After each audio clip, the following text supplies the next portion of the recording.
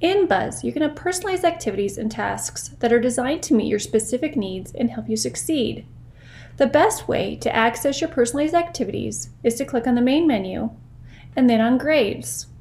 From here, click on the course you want to view your personalized activities. In every course, there is a For Me dashboard. These are going to show you the titles of the activities that you want the teacher to review. You can see that they have been self-assigned, and if it was teacher assigned, this would not be selected. You can delete these, and you can view any due dates that you have given yourself. These are going to come from choice activities, self-assigned tasks, and activities personalized just for you from your teacher.